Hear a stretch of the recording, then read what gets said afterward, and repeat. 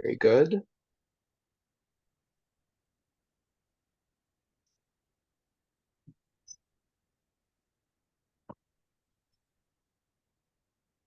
Jai Radha Madhava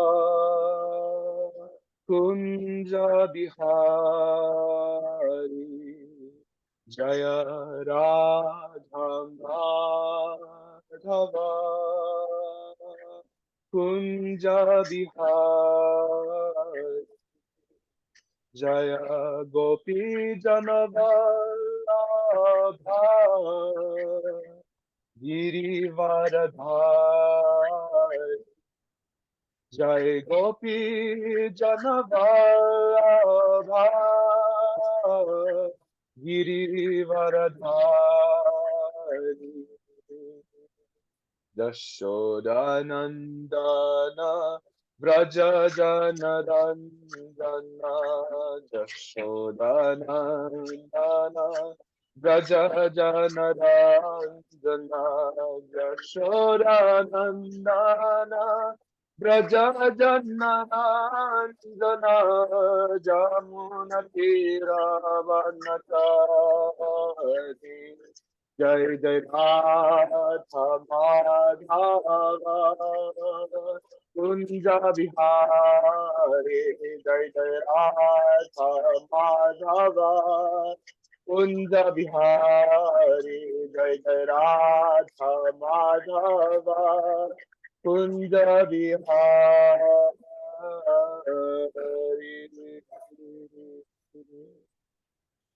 Evil. Om Namo Bhagavate Vasudevaya. Om Namo Bhagavate Vasudevaya. Om Namo Bhagavate Vasudevaya. Om Shri Chaitanya Prasadena Tadrupasya Vinirnayam Balopi Kurute Shastram Drisva Vraja Vilasinihi Om Vancha Kalpatarubhyascha Kripa Sindhubhya Eva Cha Patitanam Bhavanebhyo Vaishnavebhyo Namo Namaha Jai Shri Krishna Chaitanya Prabhu Nityananda Shri Advaita Gadadhar Shri Vasadi Gaura Bhakta Vrinda Hare Krishna Krishna Krishna Hare Hare Hare Rama Rama Rama Hare Hare Shri Ganesha Sharda Gurubhyo Namaha Hari Om. Welcome, welcome, dear devotees. Make sure the recording is on. Yes, it is. Today is a big class. We are entering the what could be called the meat or the tofu or the paneer, as our case may be, of the Bhagavad Gita. This is the chapter in which Krishna begins his reply to Arjuna. We talked a lot about Krishna and who he is in the Mahabharata and context. We haven't heard so much from Krishna himself, but that all changes today. We're about to get some of Krishna's direct words, direct transmissions. And so as we left off, we going into this chapter, I want to talk a little bit about this chapter and how it functions in the course of the Gita. So opened up here, I have a book by a guy named Dr. Nick Sutton of the Oxford Center for Hindu Studies. He has an amazing version of the Bhagavad Gita, translation with commentary. It's one I would have totally used as the main version for this class if it wasn't, mainly behind paywalls, accessible. This is through a script, scribd.com, a paid subscription service. I highly recommend. They're not paying me for this, but if you're watching out there, but they have so many books, so many spiritual books, so many different texts are available through this database. Almost, it's really cool.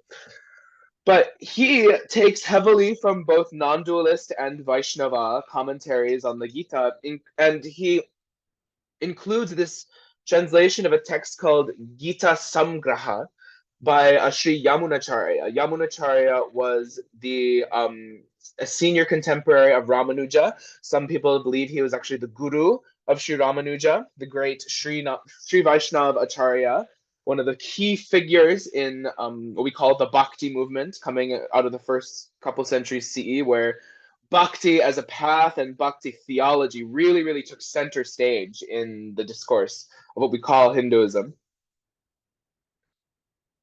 Jaima, welcome, welcome, welcome. We're getting started. And so Yamunacharya writes this Gitartha Samgraha, this description, this outline of the Gita. And it is, and normally you'll sometimes hear the Gita divided into these three parts of 6 chapters, 6 chapters, and 6 chapters. This is a common division that's made amongst commentators, and it starts with Sri Yamunacharya. So this framework that so many commentators afterwards have followed. And so Yamunacharya begins in the Bhagavad Gita, Narayana, which is a name for Vishnu, it means all-pervading. Vishnu also means all-pervading, God who is everywhere. If you guys listen to the Nrsimhadev story episode a couple weeks back, we know God is everywhere, right? Hiranyakashipu found that very unpleasantly, right? And so Narayana is declared to be the supreme Brahman. He can only be attained through bhakti, which is performed by acceptance of one's own dharma, through the acquisition of jnana, of knowledge, and through renunciation of attachment, vairagya. So in that opening paragraph, we have all of the major themes of the Gita, but they are presented in a kind of hierarchy, with bhakti, this devotion, being the pinnacle of it. And that is what we find Krishna's ultimate conclusion is of the Gita. You'll notice that karma and jnana as paths, they're never presented independent of bhakti. They're never presented by themselves. We don't get straight karma yoga in the Bhagavad Gita. Gandhi, when he was taking, karma yoga philosophy from the Bhagavad Gita, he stopped at the first kind of 3 chapters. He was only interested in the kind of first part. Those are the parts he focuses on and commentates upon, right? And so the first 6 chapters, says Sri Yamunacharya, the performance of desireless karma and the acquisition of true knowledge through yoga practice is enjoined so that one can realize the Atman. The first 6 chapters are all about realization, about how we are eternal souls. And it's the first 6 chapters of the Gita, in a way, are about us, about the constitution of the living entity, both in terms of our metaphysical position, our position as eternally Satchidananda, eternally conscious, blissful, and existent. And also our physical circumstances, our what is called our varnashram dharma, the particular position that we find ourselves in life. Reconciling those 2 things and how these 2 things work in cultivating a holistic life of bhakti. This is the function of these first 6 chapters. It gets into them in the last 6 chapters as well, but in a bit of a different way. Because in the middle 6 chapters, bhakti, which is brought about through karma and jnana, is discussed. Bhakti brings realization of the truth concerning Bhagavan. The next 6 chapters of the Gita are about Bhagavan, are about God. We'll go into this term Bhagavan in a bit. But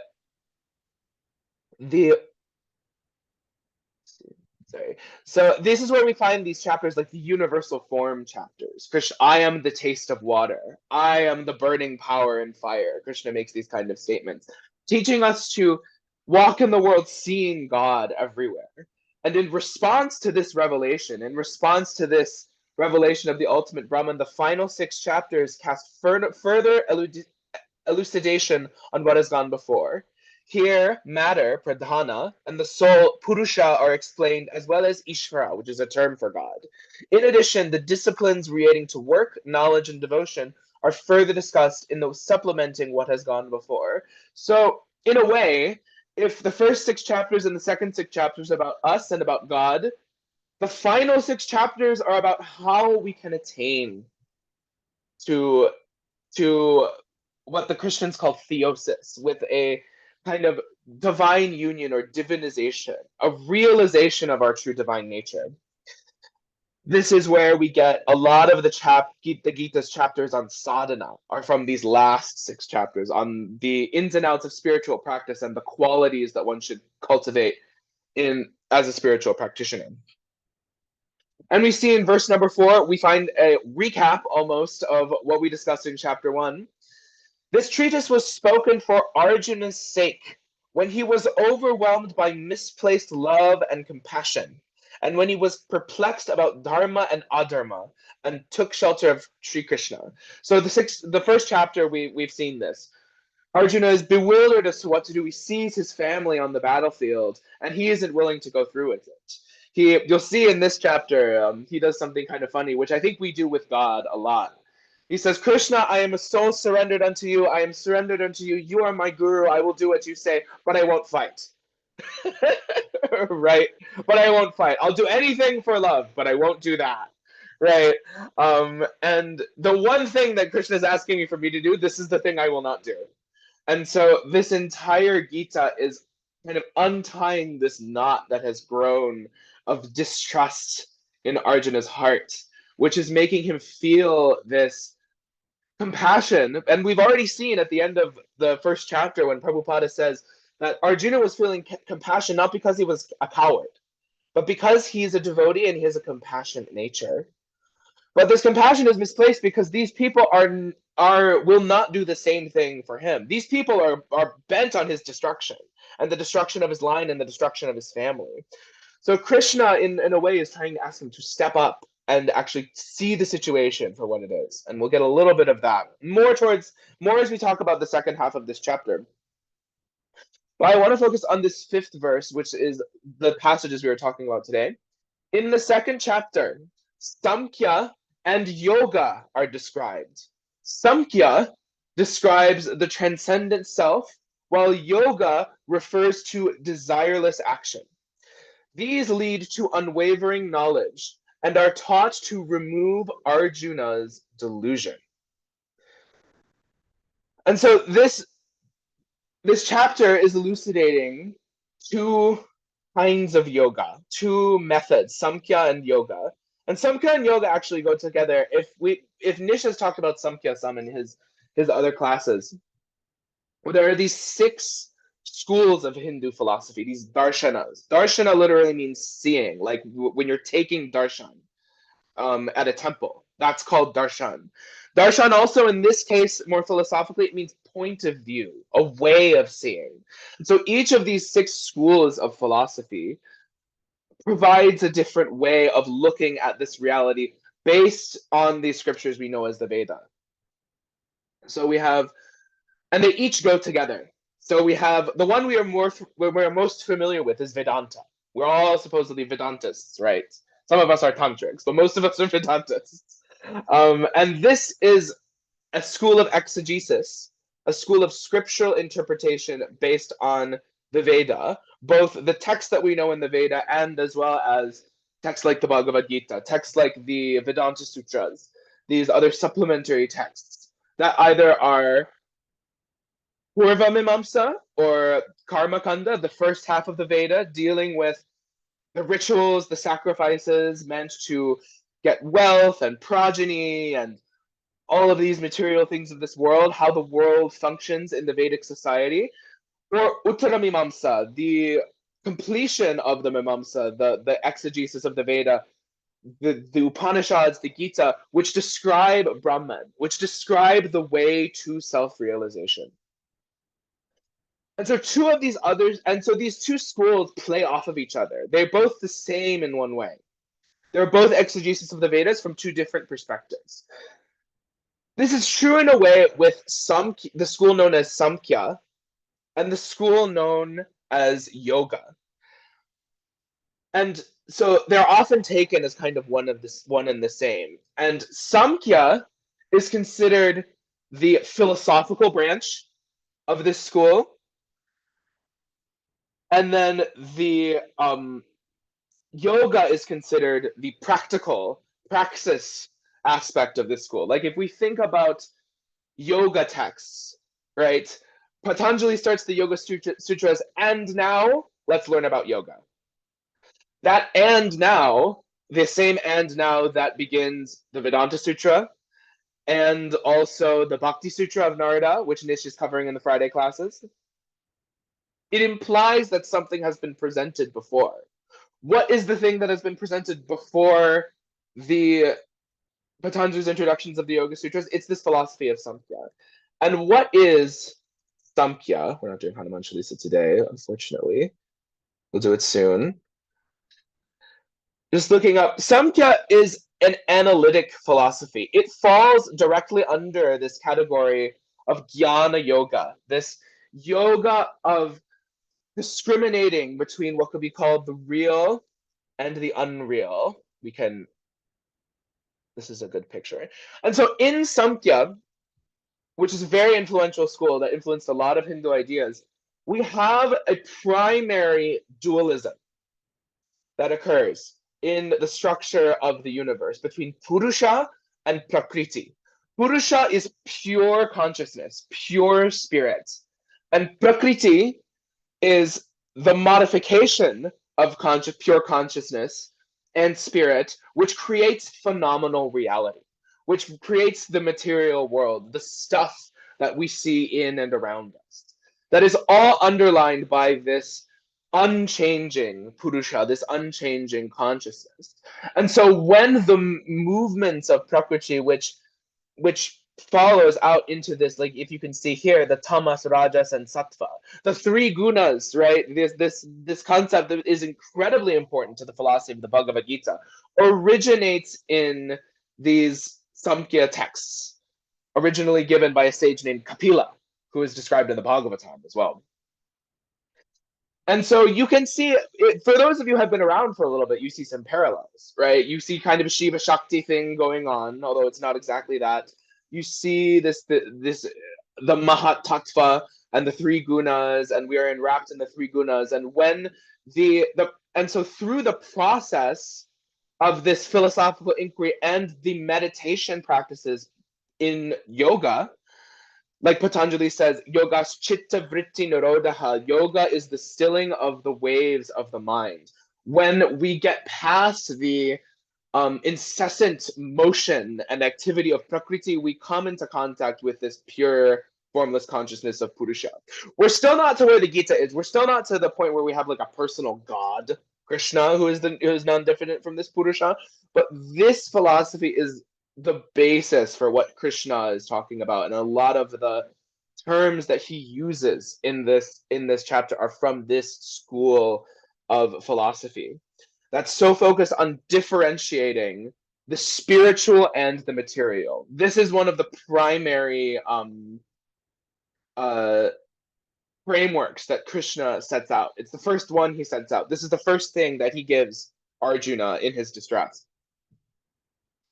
So finally getting into the text, we have Sanjaya. Remember, Sanjaya is the charioteer of Dhritarashtra, who has the power as a disciple of Vyasadeva to have a kind of divine sight where he can see into the battlefield and narrate to the blind king Dhritarashtra. Remember, we discussed how Dhritarashtra is both blind physically and blind in terms that he doesn't have correct judgments. And so we see in how he judges the battle, like the progress of the battle in the first chapter, how incorrect his judgments are. And so we see, and so it is to him that this Gita is being narrated. And we understand from this perspective that the Gita is not just being spoken for Arjuna's benefit. It's being told to Dhritarashtra, and so it's spoken for his benefit. It's heard by the people on the battlefield, and it's spoken for their benefits, and it's also spoken for our benefits. In the I think the 5th chapter, Krishna, that's probably wrong, but Krishna describes the lineage of disciplic succession, which ends up somehow at us all on this Zoom call, right? And so Sanjaya says, seeing Arjuna full of compassion, his mind depressed, his eyes full of tears, Madhusudana, Krishna, spoke the following words. And so we come first upon this phrase right here, Shri Bhagavan Uvacha, which is the phrase we'll be hearing quite a lot from in this text, and it literally means the blessed Lord or God said. Uvacha means said. We've heard Sanjaya Uvacha, right? And so this is what he says. He says, the Supreme Personality of Godhead, Krishna, says, my dear Arjuna, how have these impurities come upon you? They are not at all befitting a man who knows the value of life. These lead not to higher planets, but to infamy. And so Srila Prabhupada says in his purport, Krishna and the Supreme Personality of Godhead, Bhagavan, are identical. Therefore, Lord Krishna is referred to as Bhagavan throughout the Gita. Bhagavan is the ultimate in the absolute truth. The absolute truth is realized in three phases of understanding, namely Brahman, or the impersonal, all-pervasive spirit, Paramatma, or the localized aspect of the Supreme within the heart of all living entities, and Bhagavan, or the Supreme Personality of Godhead, Lord Krishna. In Srimad Bhagavatam 1 to 11, the conception of the absolute truth is explained thus. Vedanti tattva vidas tattvam yajnana vadhyayam, in order to know the tattva, the reality of God, Brahmeti parameti bhagavaniti shabdyate. Through Brahman, Paramatman, and Bhagavan, he is known.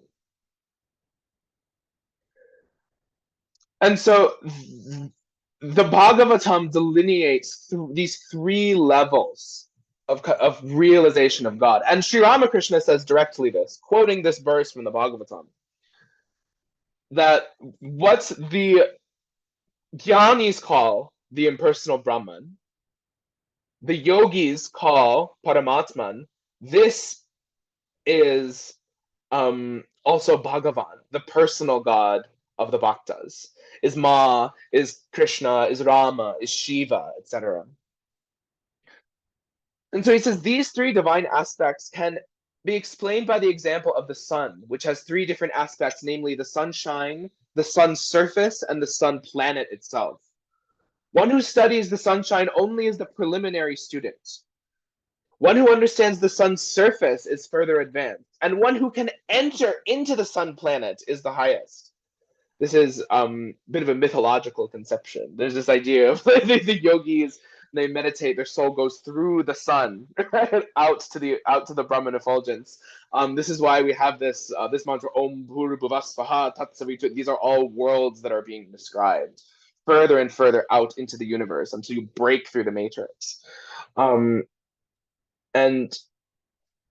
it's described kind of in this hierarchy, because Prabhupada is coming from a tradition where Bhagavan is the ultimate in this category. We often talk about, and Thakur talks, and we often, in Vedantic circles, we often refer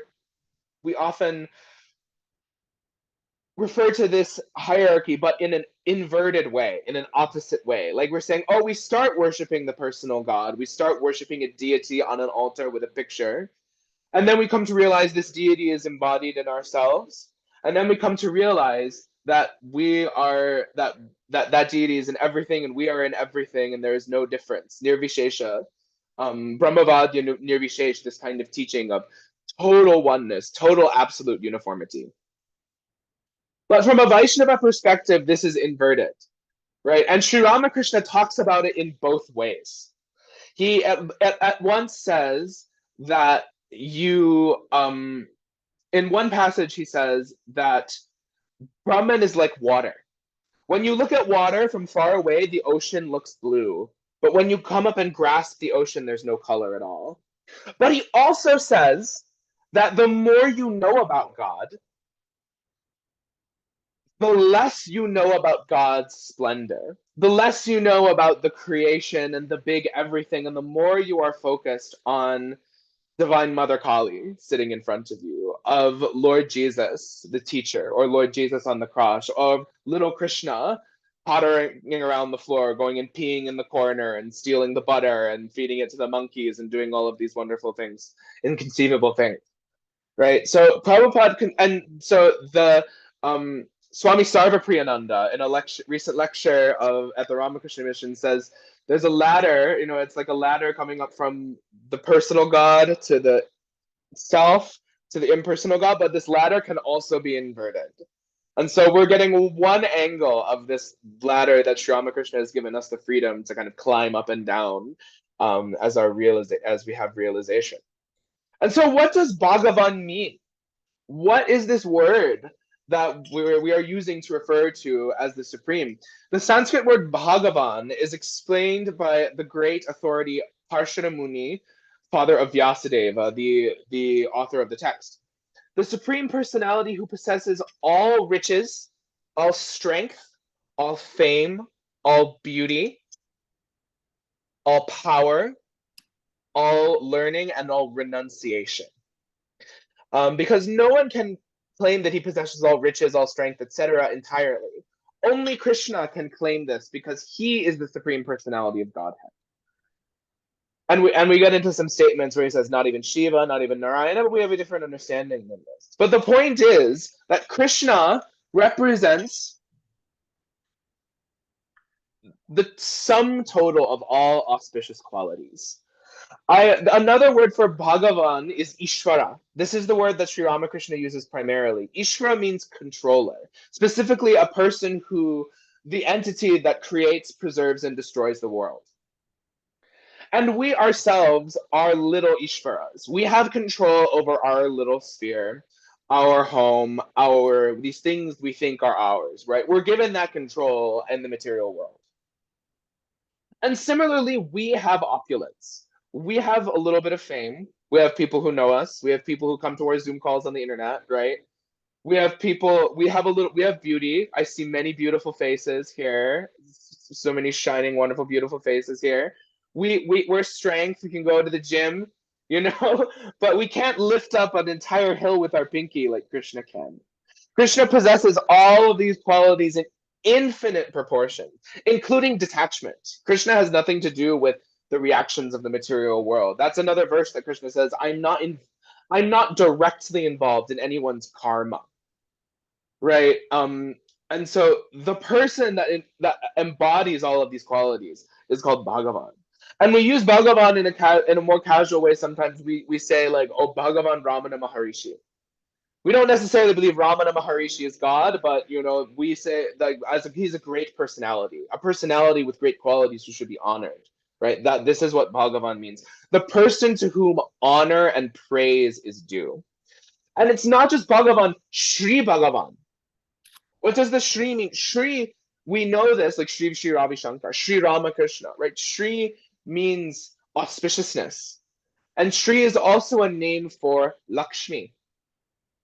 And so Swami Tripurari, who has a beautiful translation and commentary of the Gita that's available in the Vaishnava syllabus in the Discord, he takes this Shri in Shri Bhagavan very seriously, and he translated it as the Lord of Shri, the Lord of Lakshmi, to indicate that when Krishna is present, his Shakti is not present. Sri Ramakrishna says the incarnation is an incarnation of Divine Mother. The incarnation, the avatar, is inherently an incarnation of Shakti because it is by that Shakti that God incarnates and comes to earth and performs Leela. My spiritual name is Yogamaya. You've seen me on the chat, Yogamaya. Yogamaya is this power of creation, of God assuming a form for the sake of the devotee. Krishna has in one of the many descriptions of Krishna's body, he has a tuft of hair on his chest, in the shape of a swirl, of the whorl of a lotus. And it's called the Shri Vatsa, the mark of Shri. And it's meant that he is always carrying his Shakti in his heart. And who is his Shakti? His Shakti is not only his wife, but his devotees. Right? We are all Prakriti to Krishna's Purusha in the Vaishnava in the Vaishnava paradigm, and we make kissy faces like this. That Krishna is the only man. We are all women, right? We've heard this before. Very, very beautiful for his fangirls. Yes, very beautiful. So this is what is meant by the Sri Bhagavan Uvacha. which Prabhupada translates very intentionally as the supreme personality of Godhead.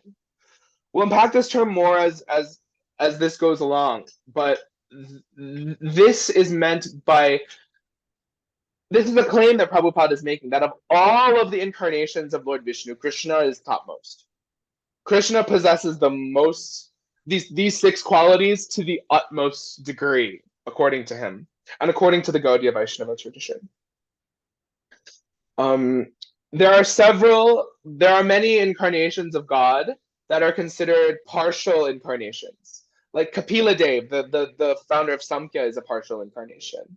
A Shakti avatar, an empowered incarnation.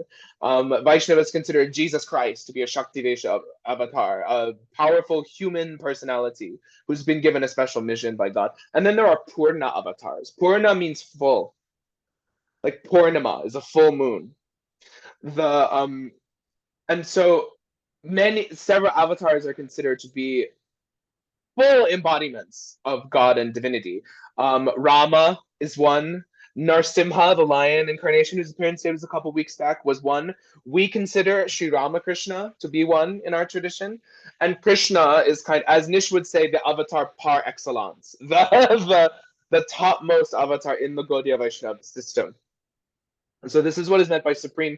Of all of the possible personalities of Godhead, Prabhupada is affording Krishna this special supremacy, and this is why he has this intentional translation. And so he says, "O son of Pritha, do not yield to this degrading impotence. It does not become you. Give us such petty weakness of heart and arise, O chastiser of the enemy. Klibyam masma gamaha parta. Give up this klibya, this literally like unmanliness." Klibya is a term that is used variously it can refer to what we would now call like a transgender person. It could refer to what we now refer to as a eunuch, right? And this is partially a joke, because we know on Arjuna's part, because we know from the Mahabharata months ago, Arjuna disguised himself as a transgender dance teacher and lived as a transgender woman in the court of King Virata in the forest. And so it can, if you read, I wrote a whole Facebook essay on this. I can post it in the group. But it can seem like Krishna is kind of using a kind of homophobic slur. But actually, he's kind of, he says, this is not the time to be a dance teacher, Arjuna. This is time for your masculine side, your warrior side to come out. And so he says, Arjuna says, "O killer of the enemies, O Madhusudana, killer of Madhu, how can I counterattack with arrows in battle? Not in bed, goodness. Battle men like Bhishma and Drona, who are worthy of my worship." I think literally it says, Ishubhi pratyostyami pujahar ardisudana. I should be doing puja to these men. I should be worshiping them. I should be following at their feet. And he says, it would be better to live in this world by begging than to live at the cost of lives of great souls who are my teachers. Even though desiring worldly gain, they are superiors. If they are killed, everything we enjoy will be tainted with blood. Nor do we know which is better, conquering them or being conquered by them. If we kill the sons of Dhritarashtra, we should not care to live. Yet they are now standing before us on the battlefield. Now I am confused about my duty and have lost all composure because of miserly weakness. In this condition, I am asking you to tell me for certain what is best for me. Now I am your disciple, a soul surrendered unto you. Please instruct me. I can find no means to drive away this grief that is drying up my senses. I will not be able to even dispel it, even with a prosperous, unrivaled kingdom on earth, with sovereignty like the demigods of heaven. Sanjaya said, having thus spoke, Arjuna, chastiser of the enemies, told Krishna, "Govinda, I shall not fight," and fell silent. And so we look at the arguments that Krishna is giving, that, look, the thing we're about to do is so sinful that it would be better if we lived in the world by begging, if we became mendicants. Arjuna is saying, I just want to leave everything and go become a monk. I want to go join the temple. I want to go join the ashram. Right? He says, isn't the spiritual thing to do to give up this fighting? I was listening to a prominent Hare Krishna speaker talk about the first time he read the Bhagavad Gita, and he's like, "Oh, Krishna's into war, Arjuna is into peace. Arjuna is going to convince Krishna." Right? Like, we think that's how it's gonna be, but that ain't how it's gonna be. He wants to go back to dance class. Yes. And after the Mahabharata, when he's in Vaikuntha with his lord, he can go back to dance class, God willing. But now he must fight, right? Before he can dance before Lakshmi Narayan with his ankle bells. The And so he says he's so afraid of killing these relatives of his, and Sanjaya says, and so he says, Krishna says, excuse me, O descendant of Bharata, at that time Krishna, smiling, in the midst of both of the armies, spoke the following to the grief-stricken Arjuna. The Supreme Personality of Godhead says, while speaking learned words, you are mourning for what is not worthy of grief. Those who are wise lament neither for the living nor the dead. Kind of an astounding response. And we come to a key verse here. Natvamevaham jatu nasham natvam namne jana dipaha nachaiva nabivishyamaha sarve vayam ata param. Which means never was there a time when I did not exist, nor you, nor all these kings, nor in the future shall any of us cease to be.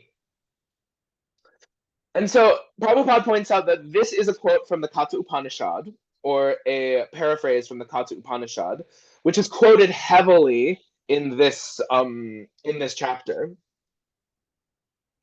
And this verse is a good illustration. I think it's one of the best illustrations of how the Gita is interpreted differently amongst sectarian lines.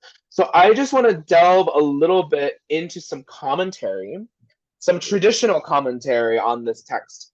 First, starting with the great non-dual master Adi Shankaracharya, the same Shankaracharya that has given us the Gita Mahatmya, the great glorification of the Bhagavad Gita at the that we analyzed at the beginning. And so Shankaracharya says, on the point of this verse, why are they not to be grieved for? Because they are eternal. How? Not to eva. But certainly it is not a fact that jatu, at any time, aham, na asam, did not exist. On the contrary, I did exist. The idea that when the bodies were born or died in the past, I existed eternally. And so he says, the meaning is that even in all the three times, past, present, and future, we are eternal in our nature as the self. The plural number in we is used following the diversity of bodies, but not in the sense of the multiplicity of the self. So as we recall from what we know about Vedanta, Shankaracharya preaches Advaita, Kevala Advaita, this pure non-dualism, where there is Vedanta, these schools of Vedanta are aiming to answer three questions. What is the world? What am I? And what is God? Jeev, what am I? Jagat, world. Brahman, God. And an Advaitic point of view argues that there is no difference. That ultimately, all difference is illusory. And so Shankaracharya is saying, well, it's saying I didn't exist, you didn't exist, this didn't exist. Like I exist, you exist, this exists eternally. This is just referring to the eternal existence of the one reality. It's not referring to the multiplicity. But this is interpreted very differently when we come to, let's say, Madhva.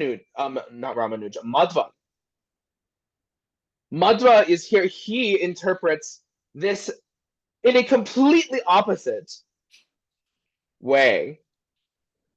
So let me see. It says, in the Skanda Purana, it is stated, says Madhva, there is no possibility of any destruction of the ultimate consciousness of the Supreme Lord. The same similarly applies to the individual consciousness of all living entities. The Supreme Lord is eternal among the eternal, the ultimate consciousness among all individual consciousnesses. The one who desiring manifests as the many. The connection and disconnection from the physical body is known as birth and death. Such is the reality of all living entities, but for the eternal and transcendental Supreme Lord, this reality has no relevance and it is no way applicable. And so he's saying that no, we are eternally, these three realities are eternally distinct, or at least this reality between the ultimate and Atman are eternally distinct. And this is a similar argument that Ramanuja makes. I won't read the whole thing, but Ramanuja basically says he has an interpretation that it's in the middle of Shankara and Madhva. He's saying that there is an eternal distinction, but at the same time there is an eternal similarity as well. And so Ramanuja basically argues that if there is a division between subject and object in the first place, that means that if we can distinguish between God and the soul in the first place, then that must have been there from the beginning. That must be an eternal distinction. And it kind of does straw man Shankaracharya in a way. Ramanuja doesn't straw man Shankaracharya nearly as badly as Madhva does. But we can see a little, without getting too esoteric, we can see a little bit about how these different interpretations and different commentaries on this text play off each other. And I think that Sri Ramakrishna, oddly enough, would agree with the dualistic interpretation of this verse. Because even in the verse, in the parts of the Katamrita where Sri Ramakrishna is talking about achieving non-dual realization, he always has the caveat that the soul somehow retains its own individuation. Like he talks about that the God realization is like a musical scale. Like we have the solfege notes in Western music, do, re, mi, fa, so, and sta, pa, ga, ma, ni, re, sa in the Indian system, and ni, like the highest. That's like Brahman realization, right? You can't stay on ni forever. You need to play all of the raga, all of the melody must be present, in order to have like a full spiritual experience, right? And so Sri Ramakrishna, I think, supports a dualistic interpretation of this verse in this regard.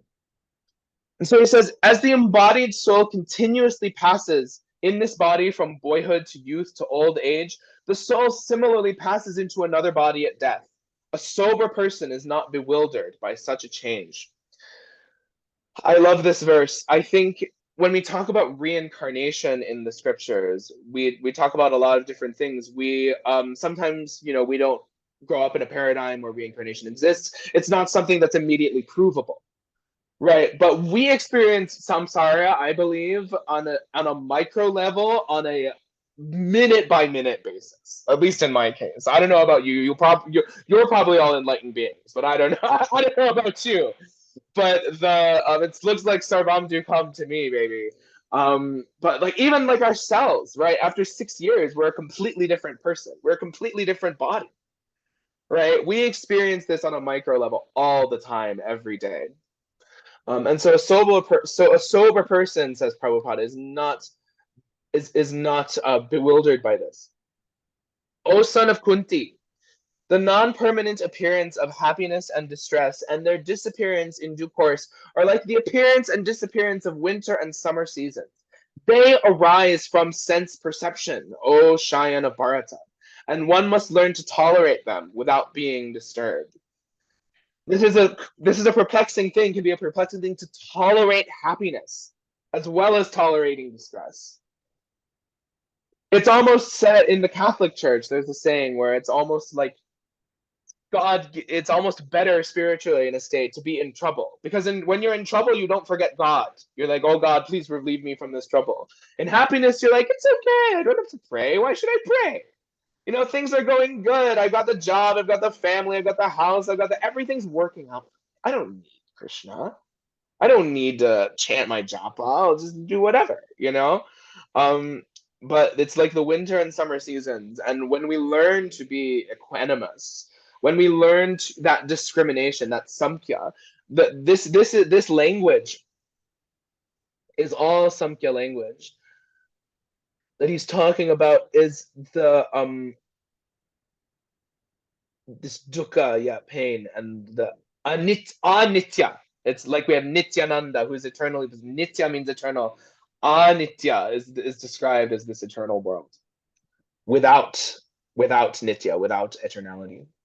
O best among men, the person who's not disturbed by happiness is just as steady, and it's certainly eligible for liberation. Those who are seers of the truth have concluded that of the non-existent, the material body, there is no endurance, and of the eternal, the soul, there is no change. This they have concluded by studying the nature of both. Let's get into the purport here. This is a juicy verse. It says, there is no endurance of this changing body. That the body is changing every moment by the actions and reactions of different cells is admitted by modern medical science, and thus the growth and old age are taking place in the body. But the spirit soul exists permanently, remaining the same despite all changes of the body and mind. This is the difference between matter and spirit. By nature, the body is ever changing, and the soul is eternal. This conclusion is established by all classes of seers in truth, both impersonalist and personalist, dualist and non-dualist. In the Vishnu Purana, it is stated that Vishnu and his abodes all have self-illuminated spiritual existence. Jyotimsi Vishnur Bhuvanani Vishnuhu. Those words, existent and non-existence, refer only to spirit and matter. That is the version of all seers of truth. Prabhupada is saying this is unequivocal in every school of Vedanta, in every religion. We argue that this changing reality, that we grasp the eternal by studying what is permanent, what is non-permanent. And this can be hard to hear for those of us who may come from Shaktism, we may come from Tantra, like I certainly do also, and I certainly practice those things. And the view is that this body is divine, right? The world is divine, this body is divine, but what makes this body divine? Why is it that this hand is such an amazing organism? It can open, it can close, it's got so many nerve endings, sensitivity. And yet, when this marvel, when I cut it off, it becomes an object of horror, an object of decay, right? There's something going on. This soul, this tiny little soul, the Gita says that it's a fraction of the thinness of a hair, illuminates the entire body. It doesn't get more tantric than this, my friends. The body is illuminated by consciousness. Every cell, every fiber of your being can be experienced in light of this consciousness. That which pervades the body, you should know to be indestructible. No one is able to destroy that imperishable soul.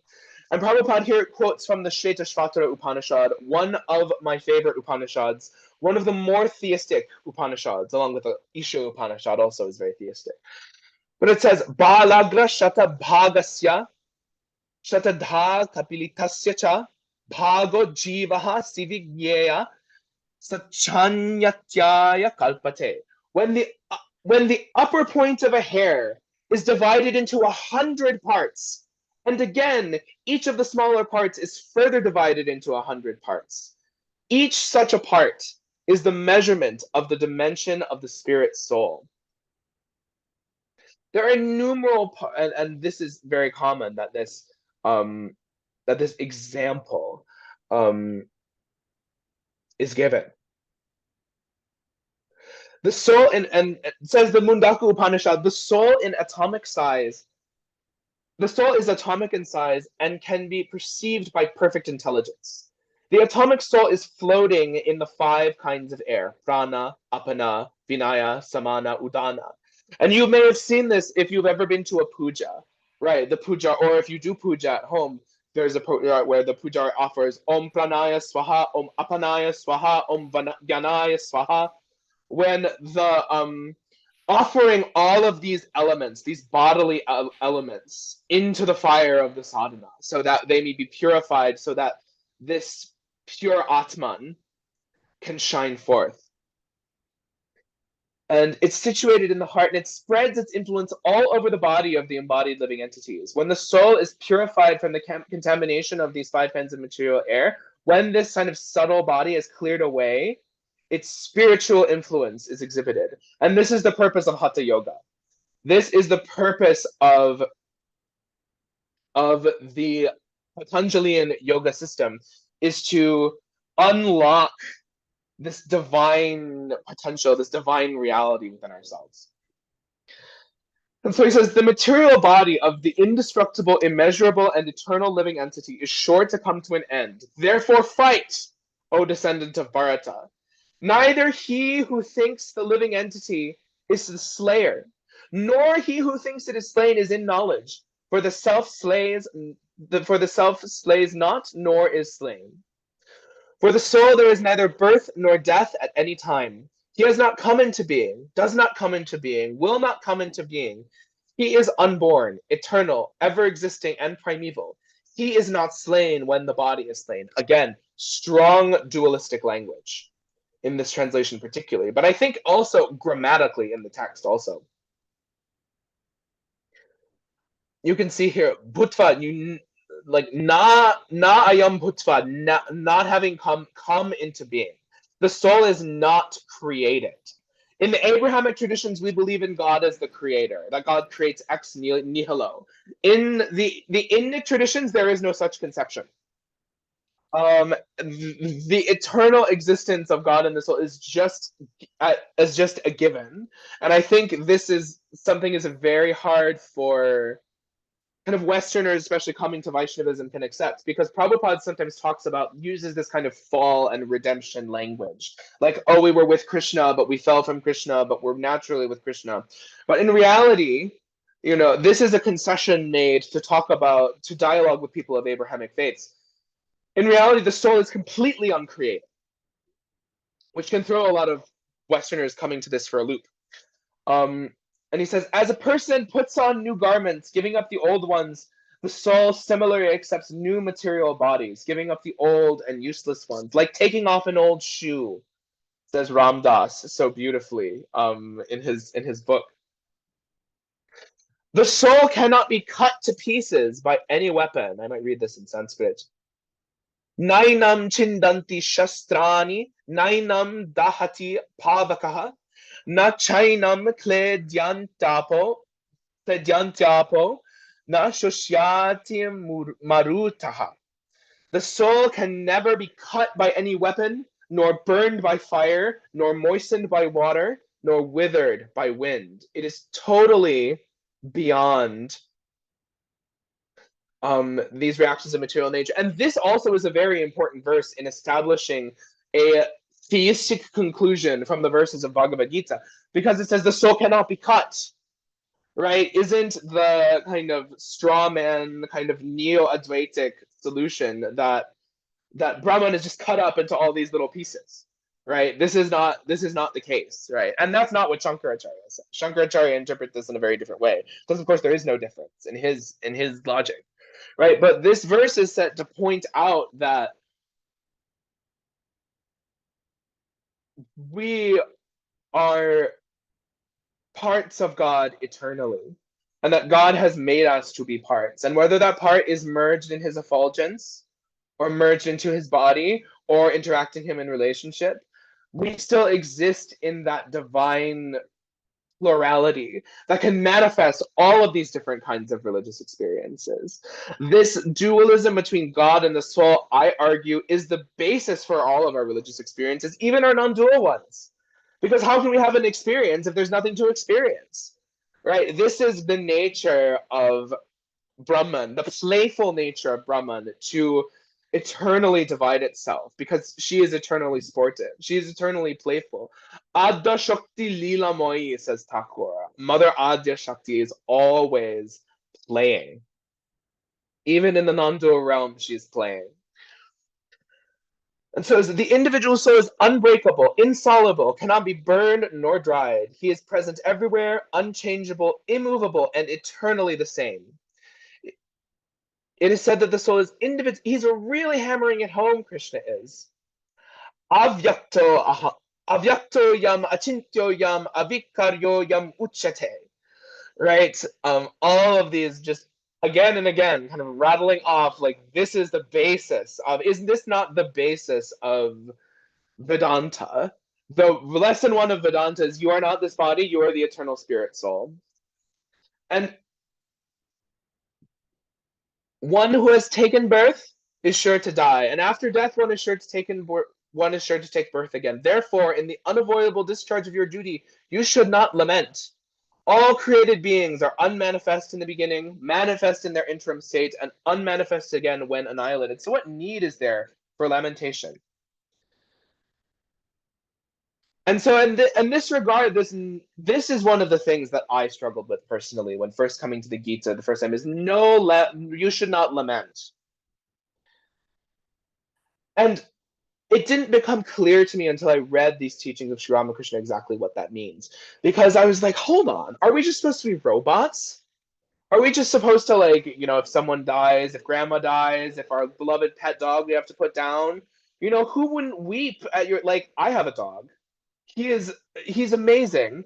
There's going to be a day when I'm going to wake up and that dog's not going to be there anymore. And I will be so sad. I'm dreading that day, right? I think every pet owner kind of dreads that day, when they have to face up to that reality, because that's going to be heartbreak, right? But what, Krishna, am I supposed to not grieve, right? But I think Sri Ramakrishna provides some very valuable insight into this dynamic. He had heard that his mother had died. His father had died early on, but his mother had died when he was a priest at Dakshineshwar, when he was going into all of these ecstasies. And he was being cared for by his nephew, Hridoy, who is a very complicated character, shall we say, in the Ramakrishna Leela. Hridoy criticizes Thakur, saying, why are you weeping? Like, you're supposed to be this monk, you're this great jnani, you become a monk, why do you weep for your family? And Sri Ramakrishna says, you're heartless. I may have become a monk, but I have not become a beast. Very powerful. And Swami Vivekananda says in his Jnana Yoga book, I believe it's in his Jnana Yoga book, that all of the people we love in our lives, we love them for the sake of that eternal self. It is for the sake of the self that anything is loved. We're either loving things or we're loving people. If we love people, it's because we see that soul within themselves that's in ourself. And when we have fellowship, when we interact with each other, we form those subtle soul-based connections and we become connected. And we're loving God inside that person. We're not loving their physical body. We're not loving their physical mind, their material mind. We are loving the cognition, the consciousness, the mind that is beyond their identity. The identity that is beyond their identity. The identity is the spirit soul. It is for the sake of that love that we love anybody. And Arjuna's concerns about his dynasty, about his fame, about his karma, about his grief, about his reactions are not on the platform of the spirit soul. They're still on the platform of the material body. Or so Krishna is arguing, right? And so, but even Krishna, we see, has sympathy, great sympathy for Arjuna's situation. He says, Ascharyavat prasyati kachidemam, Ascharyavad vadati tataiva chanya, Ascharya chainam anyashnoti, Shrutvapi enam veda nachaiva kaschit. Some look on the soul as amazing. Some describe him as amazing. Some hear of him as amazing, while others, even hearing about him, cannot understand him at all.